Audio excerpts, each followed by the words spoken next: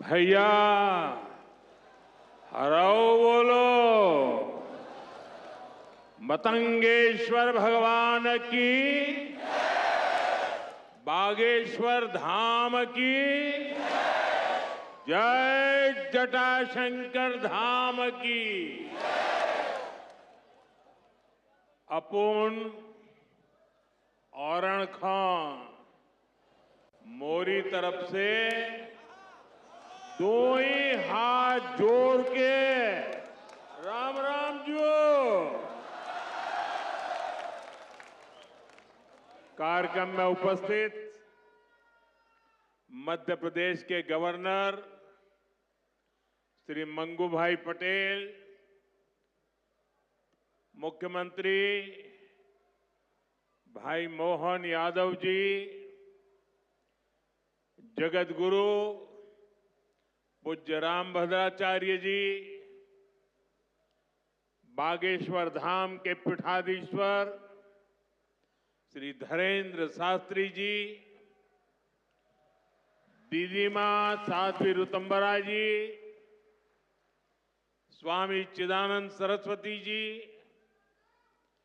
महंत श्री बालक योगेश्वर दास जी,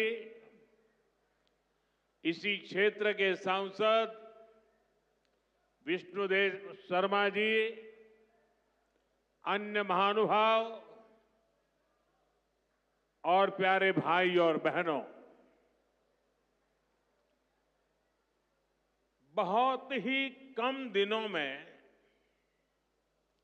मुझे दूसरी बार वीरों की इस धरती बुंदेलखंड आने का सौभाग्य मिला है। और इस बार तो बालाजी का बुलावा आया है।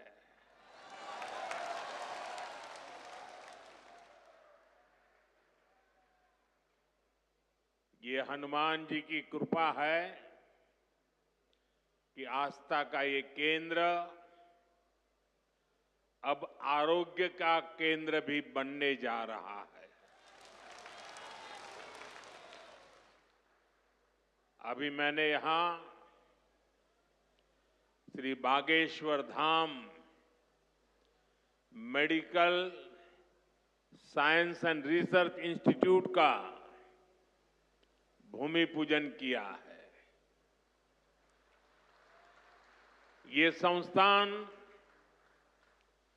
10 एकड़ में बनेगा। पहले चरण में ही इसमें 100 बेड्स की सुविधा तैयार होगी। मैं इस पुनीत कार्य के लिए श्री धीरेन्द्र शास्त्री जी का अभिनंदन करता हूं और बुंदेलखंड के लोगों को बहुत बहुत बधाई देता हूं। साथियों, आजकल हम देखते हैं कि नेताओं का एक वर्ग ऐसा है जो धर्म का मखौल उड़ाता है, उपहास उड़ाता है, लोगों को तोड़ने में जुटा है। और बहुत बार विदेशी ताकतें भी इन लोगों का साथ देकर देश और धर्म को कमजोर करने की कोशिश करती दिखती है। हिंदू आस्था से नफरत करने वाले ये लोग सदियों से किसी न किसी भेष में रहते रहे हैं। गुलामी की मानसिकता से घिरे हुए लोग हमारे मत, मान्यताओं और मंदिरों पर, हमारे संत, संस्कृति और सिद्धांतों पर हमला करते रहते हैं। ये लोग हमारे पर्व, परंपराओं और प्रथाओं को गाली देते हैं। जो धर्म, जो संस्कृति स्वभाव से ही प्रगतिशील है, उस पर ये कीचड़ उछालने की हिम्मत दिखाते हैं। हमारे समाज को बांटना, उसकी एकता को तोड़ना ही इनका एजेंडा है। इस माहौल में मेरे छोटे भाई धीरेंद्र शास्त्री जी काफी समय से देश में एकता के मंत्र को लेकर लोगों को जागरूक करते रह रहे हैं। अब उन्होंने समाज और मानवता के हित में एक और संकल्प लिया है। इस कैंसर संस्थान के निर्माण की ठानी है। यानी अब यहां बागेश्वर धाम में भजन, भोजन और निरोगी जीवन तीनों का आशीर्वाद मिलेगा। साथियों, हमारे मंदिर, हमारे मठ, हमारे धाम ये एक और पूजन और साधना के केंद्र रहे हैं, तो दूसरी ओर विज्ञान और सामाजिक चिंतन के भी, सामाजिक चेतना के भी केंद्र रहे हैं। हमारे ऋषियों ने ही हमें आयुर्वेद का विज्ञान दिया। हमारे ऋषियों ने ही हमें योग का वो विज्ञान दिया जिसका परचम आज पूरी दुनिया में लहरा रहा है।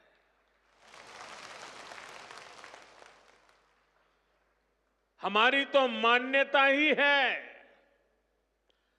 परहित सरिस धर्म नहीं भाई, अर्थात दूसरों की सेवा, दूसरों की पीड़ा का निवारण ही धर्म है।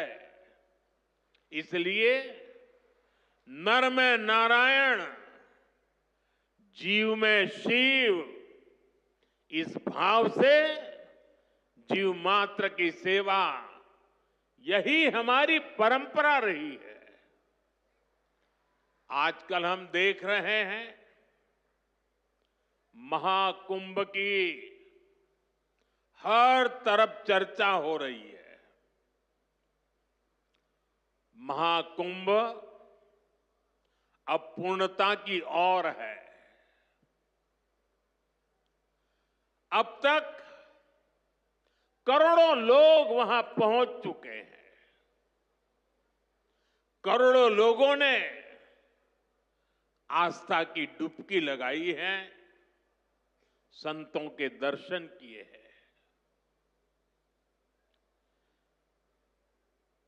अगर इस महाकुंभ की तरफ नजर करें तो सहज भाव उड़ जाता है, ये एकता का महाकुंभ है। आने वाली सदियों तक 144 वर्ष के बाद हुआ ये महाकुंभ एकता के महाकुंभ के रूप से प्रेरणा देता रहेगा और देश की एकता को मजबूती देने का अमृत परोसता रहेगा। लोग सेवाभाव से लगे हुए, जो भी कुंभ में गया है एकता के दर्शन तो किए ही हैं, लेकिन जिन जिन से मेरा मिलना हुआ है, दो बातें महाकुंभ में गए हुए हर व्यक्ति के मुंह से हिंदुस्तान के कोने कोने में सुनाई देती है। एक, वे जी भर करके स्वच्छता कर्मियों की उनके गुणगान करते हैं। चौबीसों घंटे जिस सेवा भाव से इस एकता के महाकुंभ में स्वच्छता के कार्य को संभाल रहे हैं, मैं आज उन सभी स्वच्छता के साथियों को आदरपूर्वक नमन करता हूं। दूसरी एक विशेषता है जो हमारे देश में बहुत कम सुनने को मिलती है, और इस बार मैं देख रहा हूं एकता के इस महाकुंभ से आए हुए हर यात्री कह रहा है कि इस बार एकता के महाकुंभ में पुलिस कर्मियों ने जो काम किया है, एक साधक की तरह, एक सेवाव्रती की तरह पूरी नम्रता के साथ देश के कोटि कोटि जनों को संभालना, इस एकता के महाकुंभ में जिन पुलिस कर्मियों ने देश के लोगों का दिल जीत लिया है, वे भी बधाई के पात्र है। लेकिन भाइयों बहनों, प्रयागराज के इसी महाकुंभ में इसी सेवा भावना के साथ अनेक विध समाज सेवा के प्रकल्प चल रहे हैं, जिसकी तरफ मीडिया का तो ध्यान जाना बड़ा मुश्किल है, लेकिन ज्यादा चर्चा भी नहीं हुई है।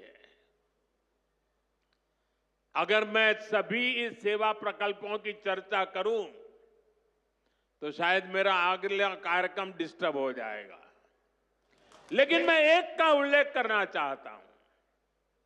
इस एकता के महाकुंभ में नेत्र महाकुंभ चल रहा है। इस नेत्र महाकुंभ में देश के कोने कोने से आए हुए यात्री, गरीब परिवारों से आए हुए लोग, उनकी आंखों की जांच होती है, मुफ्त में होती है। नेत्र चिकित्सक, देश के गणमान्य डॉक्टर 2 महीने से वहां बैठे हुए हैं, और इस नेत्र महाकुंभ में अब तक 2 लाख से ज्यादा मेरे भाई बहनों की आंखों की जांच हो चुकी है।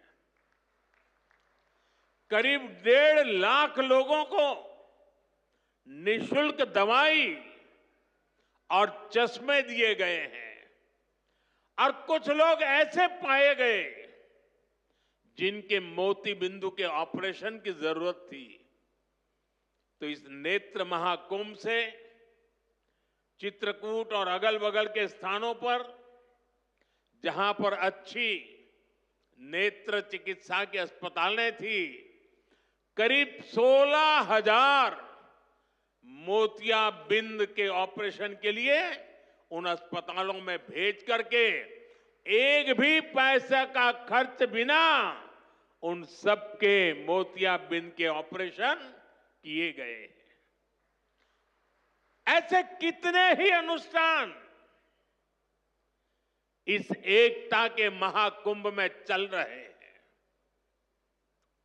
भाइयों बहनों, ये सब कौन कर रहा है? हमारे साधु संतों के मार्गदर्शन में हजारों डॉक्टर्स, हजारों स्वयंसेवक स्वतः स्फूर्त भाव से, समर्पित भाव से, सेवा भाव से इसमें लगे हुए हैं। जो लोग एकता के इस महाकुंभ में जा रहे हैं, वो इन प्रयासों की सराहना कर रहे हैं। भाइयों बहनों, ऐसे ही भारत में कितने ही बड़े बड़े अस्पताल भी हमारी धार्मिक संस्थाओं द्वारा चलाए जा रहे हैं। धार्मिक ट्रस्ट के द्वारा हेल्थ और साइंस से जुड़े कितने ही रिसर्च इंस्टीट्यूट्स चलाए जा रहे हैं। करोड़ों गरीबों का इलाज और सेवा इन संस्थानों में होती है। मेरी दीदी मां यहां बैठी है। अनाथ बालिकाओं के लिए जिस प्रकार से समर्पण भाव से वो सेवा करती है, अपना जीवन बेटियों के लिए उन्होंने समर्पित कर दिया। साथियों, यहीं पास में हमारे बुंदेलखंड का चित्रकूट, प्रभु राम से जुड़ा ये पवित्र तीर्थ खुद दिव्यांगों और मरीजों की सेवा का कितना बड़ा केंद्र है। मुझे खुशी है इस गौरवशाली परंपरा में बागेश्वर धाम के रूप में एक और नया अध्याय जुड़ने जा रहा है। अब बागेश्वर धाम में आरोग्य का आशीर्वाद भी मिलेगा। मुझे बताया गया है यहां 2 दिन बाद महाशिवरात्रि के दिन 251 बेटियों के सामूहिक विवाह महोत्सव का भी आयोजन होगा। मैं इस पुण्य कार्य के लिए भी बागेश्वर धाम की सराहना करता हूं। मैं सभी नवविवाहिता दंपतियों को, मेरी बेटियों को सुंदर और सुखी जीवन के लिए अग्रिम बधाई देता हूं, हृदय से आशीर्वाद देता हूं। साथियों, हमारे शास्त्रों में कहा गया है, शरीर माध्यम खलु धर्म साधनम, अर्थात हमारा शरीर, हमारा स्वास्थ्य ही हमारे धर्म, हमारे सुख और हमारी सफलता का सबसे बड़ा साधन है। इसलिए जब देश ने मुझे सेवा का अवसर दिया तो मैंने सबका साथ सबका विकास के मंत्र को सरकार का संकल्प बनाया। और सबका साथ सबका विकास के इस संकल्प का भी एक बड़ा आधार है सबका इलाज, सबको आरोग्य। इस विजन को पूरा करने के लिए हम अलग अलग स्तर पर फोकस कर रहे हैं। हमारा फोकस है बीमारी से बचाव पर। आप मुझे बताइए, यहां स्वच्छ भारत अभियान के तहत टॉयलेट, शौचालय हर गांव में बने हैं कि नहीं बने हैं? इससे आपकी मदद हुई कि नहीं हुई? आपको पता है, शौचालय बनने से एक और फायदा हुआ है। शौचालय बने हैं तो गंदगी से होने वाली बीमारियां भी कम हुई है। एक स्टडी कहती है, जिन घरों में शौचालय बने हैं वहां हजारों रुपये बीमारी पर खर्च होने से बचे हैं। साथियों, 2014 में हमारी सरकार आने से पहले हालात ये थी कि देश में गरीब जितना बीमारी से नहीं डरता था, उससे ज्यादा डर उसे इलाज के खर्च से लगता था। अगर परिवार में कोई एक व्यक्ति भी गंभीर बीमारी का शिकार हो जाए तो पूरा परिवार संकट में आ जाता था। मैं भी आप सबकी तरह गरीब परिवार से निकला हूं। मैंने भी इन तकलीफों को देखा है और इसलिए मैंने संकल्प किया है, मैं इलाज का खर्च कम करूंगा और आपकी जेब में ज्यादा से ज्यादा पैसे बचाऊंगा। मैं आपको बार बार हमारी सरकार की कुछ कल्याणकारी योजनाओं की जानकारी देता रहता हूं, ताकि एक भी जरूरतमंद योजनाओं से छूटे नहीं। इसलिए मैं कई जरूरी बातें आज फिर यहां दोहरा रहा हूं और मैं आशा करता हूं आप इसे याद भी रखेंगे और अपने परिचितों को जरा बताएंगे भी। बताएंगे ना? पक्का बताएंगे? ये भी सेवा का ही काम है। इलाज के खर्च का बोझ कम होना चाहिए कि नहीं होना चाहिए? इसलिए मैंने हर गरीब के मुफ्त इलाज की व्यवस्था कर दी है। 5 लाख तक का इलाज बिना किसी खर्च के। किसी बेटे को अपने मां बाप के इलाज के लिए 5 लाख रुपए तक खर्च नहीं करना पड़ेगा। ये दिल्ली में आपका जो बेटा बैठा है ना, वो काम वो करेगा। लेकिन इसके लिए आपको आयुष्मान कार्ड बनवाना है। मुझे आशा है कि यहां बहुत सारे लोग होंगे जिनका आयुष्मान कार्ड जरूर बना होगा। जिनका नहीं बना है वो भी जल्दी से बनवा ले। और मैं मुख्यमंत्री जी को भी कहूंगा कि इस काम को, इस क्षेत्र में अगर कोई छूट गए हो तो तेजी से इसको आगे बढ़ाया जाए। साथियों, एक और बात आज आपको याद रखनी है।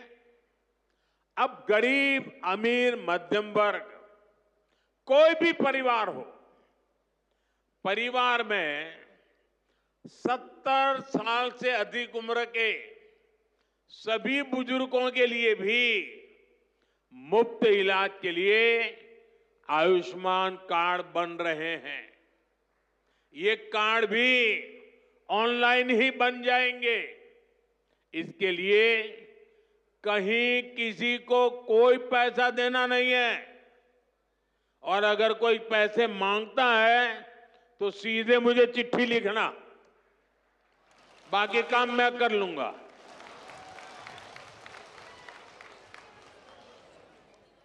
अगर कोई पैसा मांगता है तो क्या करेंगे आप? लिखेंगे? मैं इन संत महात्माओं को भी कहता हूं कि आप भी जरा आयुष्मान कार्ड का प्रबंध कर दीजिए, ताकि आपको कभी बीमारी में मुझे सेवा करने का मौका मिले। आपको तो बीमारी आने वाली नहीं है, लेकिन अगर कहीं आ जाए तो। भाइयों बहनों, कई बार इलाज के लिए अस्पताल में भर्ती होने की जरूरत नहीं पड़ती है। डॉक्टर की लिखी दवाई घर पर ही खानी पड़ती है। ऐसे में मेडिकल स्टोर से सस्ती दवाई मिले, मैंने इसका भी इंतजाम किया है। इस खर्च को कम करने के लिए देश में 14,000 से ज्यादा जन औषधि केंद्र खोले गए हैं। और ये जन औषधि केंद्र ऐसे हैं कि जो दवाई बाजार में 100 रुपये में मिलती है, जन औषधि केंद्र में वही दवाई सिर्फ 15, 20, 25 रुपये में मिल जाती है। अब आपका पैसा बचेगा कि नहीं बचेगा? तो आपको जन औषधि केंद्र से दवाई लेनी चाहिए कि नहीं लेनी चाहिए? दूसरी एक बात मैं करना चाहता हूं। आजकल बहुत बार खबरें आती हैं, गांव-गांव किडनी की भी बीमारी काफी फैल रही है। अब किडनी की बीमारी जब बढ़ जाती है तो लगातार डायलिसिस करानी पड़ती है, नियमित रूप से करानी पड़ती है, दूर दूर जाना पड़ता है, खर्चा बहुत लगता है। आपकी ये मुसीबत कम हो, इसलिए हमने देश के 700 से ज्यादा जिलों में 1,500 से ज्यादा डायलिसिस सेंटर खोले हैं। यहां मुफ्त डायलिसिस की सुविधा भी उपलब्ध है। सरकार की इन सब योजनाओं की जानकारी आपको भी होनी चाहिए और आपको अपने परिचितों में भी सबको बताना चाहिए। तो मेरा इतना काम करोगे? जरा सब हाथ ऊपर करके बताइए, करोगे? आपको पुण्य मिलेगा। ये सेवा का काम है। साथियों, बागेश्वर धाम में कैंसर मरीजों के लिए इतना बड़ा अस्पताल खुलने जा रहा है, क्योंकि कैंसर अब हर जगह बड़ी परेशानी बन रहा है। इसलिए आज सरकार, समाज, संत सब कैंसर के खिलाफ लड़ाई में मिलकर प्रयास कर रहे हैं। भाइयों बहनों, मुझे पता है गांव में अगर किसी को कैंसर हो जाए तो उससे लड़ना कितना मुश्किल होता है। पहले तो बहुत दिनों तक पता ही नहीं चलता कि कैंसर हुआ है। बुखार और दर्द की घरेलू दवाएं ही आमतौर पर लोग लेते रहते हैं, और कुछ लोग तो पूजा जाप में चले जाते हैं, किसी तांत्रिकों के हाथ में फंस जाते हैं। जब तकलीफ बहुत बढ़ जाती है या गांठ दिखने लगती है, तब जाकर बाहर दिखाते हैं, तब पता चलता है कि कैंसर हुआ है। और कैंसर का नाम सुनते ही पूरे घर में मातम छा जाता है, सब कोई घबरा जाता है, सारे सपने चूर चूर हो जाते हैं, और ये भी समझ नहीं आता कि कहां जाना है, कहां इलाज कराना है। ज्यादातर लोगों को दिल्ली, मुंबई का ही पता होता है। इसलिए हमारी सरकार इन सब तकलीफों के समाधान में लगी है। इस साल जो बजट आया है उसमें भी कैंसर से लड़ने के लिए कई सारी घोषणाएं की गई है, और मोदी ने तय किया है कि कैंसर की दवाओं को और सस्ता किया जाएगा। अगले 3 साल में देश के हर जिले में कैंसर डे केयर सेंटर खोले जाएंगे। डे केयर सेंटर में जांच भी होगी और आराम करने की सुविधा भी होगी। आपके पड़ोस में ही जो जिला अस्पताल है, चिकित्सा केंद्र हैं, वहां कैंसर क्लिनिक भी खोले जा रहे हैं। लेकिन भाइयों बहनों, आपको मेरी एक बात अच्छी लगे या बुरी लगे, लेकिन इसको कुछ करना ही पड़ेगा। याद रखना और जीवन में लागू करना। कैंसर से सुरक्षा के लिए आपको भी सावधान और जागरूक होना पड़ेगा। सबसे पहली सावधानी ये है कि समय से कैंसर की पड़ताल, क्योंकि एक बार कैंसर फैल गया तो उसे हराना उतना ही मुश्किल हो जाता है। इसलिए हम 30 साल से ज्यादा उम्र के सभी लोगों की जांच के लिए एक अभियान चला रहे हैं। आप सबको इस अभियान का फायदा उठाना चाहिए, हिस्सा बनना चाहिए। लापरवाही नहीं करनी है। थोड़ी सी भी जो शंका हो तो कैंसर की तुरंत जांच करवानी है। एक और बात, कैंसर को लेकर सही जानकारी भी बहुत जरूरी है। ये कैंसर किसी को छूने से नहीं होता है। ये छुआछूत की बीमारी नहीं है। ये छूने से नहीं फैलती है। कैंसर का खतरा बीड़ी, सिगरेट, गुटखा, तंबाकू और मसाले से बढ़ता है। ये माताएं बहनें ज्यादा खुश हो रही है मेरी बात सुन के। इसलिए कैंसर फैलाने वाले इस सब नशे से आपको तो दूर रहना ही है, औरों को भी उससे दूर रखना है। अपने शरीर और स्वास्थ्य का ख्याल रखना है। और मैं आशा करता हूं, अगर हम सावधानी रखेंगे तो बालेश्वर धाम के कैंसर अस्पताल पर बोझ नहीं बनेंगे। यहां आने की जरूरत नहीं पड़ेगी। तो सावधानियां रखोगे ना?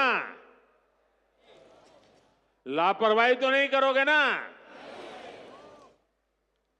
साथियों, मोदी आपका सेवक बनकर आपकी सेवा में जुटा है। मैं पिछली बार जब छतरपुर आया था तो यहां मैंने हजारों करोड़ रुपए की योजनाओं का लोकार्पण और शिलान्यास किया था। और अभी मुख्यमंत्री जी ने इसका वर्णन भी किया। आपको ध्यान होगा, इनमें 45,000 करोड़ रुपए की केन बेतवा लिंक परियोजना भी थी। ये परियोजना कितने दशकों से लटकी हुई थी। कितनी सरकारें आई चली गई। हर पार्टी के नेता भी बुंदेलखंड आते थे, लेकिन यहां पानी की किल्लत बढ़ती ही चली गई। आप मुझे बताइए, पिछली किसी सरकार ने अपना वादा पूरा किया क्या? ये काम भी तब शुरू हुआ जब आपने मोदी को आशीर्वाद दिया। पीने का पानी और उसका संकट दूर करने के लिए भी तेजी से काम हो रहा है। जल जीवन मिशन यानी हर घर जल परियोजना के तहत बुंदेलखंड के गांव-गांव में पाइप से पानी पहुंचाया जा रहा है। गांव में पानी पहुंचे, हमारे किसान भाई बहनों की तकलीफ दूर हो, उनकी आय बढ़े। हम इसके लिए दिन रात मेहनत कर रहे हैं। भाइयों बहनों, बुंदेलखंड समृद्ध बने, इसके लिए जरूरी है कि हमारी माताएं बहनें भी उतनी ही सशक्त बने। इसके लिए हमने लखपति दीदी और ड्रोन दीदी जैसी योजनाएं शुरू की है। हम 3 करोड़ बहनों को लखपति दीदी बनाने का लक्ष्य लेकर चल रहे हैं। बहनों को ड्रोन उड़ाने की ट्रेनिंग भी दी जा रही है। बुंदेलखंड में सिंचाई का पानी पहुंचेगा। बहनें ड्रोन से फसलों पर छिड़काव करेगी, खेती में मदद करेगी, तो हमारा बुंदेलखंड समृद्धि के रास्ते पर तेजी से आगे बढ़ेगा। भाइयों बहनों, गांव में ड्रोन तकनीक से एक और बड़ा जरूरी काम हो रहा है। स्वामित्व योजना के अंतर्गत ड्रोन से जमीन की पैमाइश करा के उसके पुख्ता कागज दिए जा रहे हैं। यहां एमपी में तो इसे लेकर बहुत अच्छा काम हुआ है। अब इन कागजों पर लोग बैंक से आसानी से लोन भी ले रहे हैं। ये लोन रोजगार धंधे में काम आ रहा है, लोगों की आय बढ़ रही है। साथियों, बुंदेलखंड की इस महान धरती को विकास की नई ऊंचाई पर पहुंचाने के लिए डबल इंजन की सरकार दिन रात मेहनत कर रही है। मैं बागेश्वर धाम में कामना करता हूं, बुंदेलखंड समृद्धि और विकास की राह पर इसी तरह आगे बढ़ता रहे। और आज मैं हनुमान दादा के चरणों में आया तो मुझे लगा कि ये धीरेन्द्र शास्त्री अकेले ही पर्ची निकालेंगे कि मैं निकाल पाऊंगा। तो मैंने देखा कि आज हनुमान दादा की मुझ पे कृपा होती है कि नहीं होती है। तो हनुमान दादा जी ने मुझे आशीर्वाद दिया और मैंने आज पहली पर्ची निकाली। उनकी माताजी की पर्ची निकाली और जिसकी बात शास्त्री जी ने बता दी आपको। खैर साथियों, ये बहुत बड़ा अवसर है, बहुत बड़ा काम है। संकल्प बड़ा हो, संतों के आशीर्वाद हो, प्रभु की कृपा हो, तो समय सीमा में सब पूर्ण होता है। और आपने कहा है कि इसके उद्घाटन के लिए मैं आऊं, दूसरा कहा है कि उनकी बारात में मैं आऊं। मैं आज सार्वजनिक रूप से वादा करता हूं, दोनों काम कर दूंगा।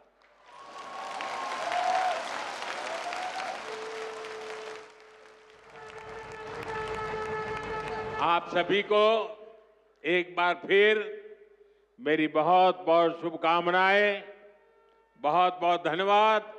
हर हर महादेव।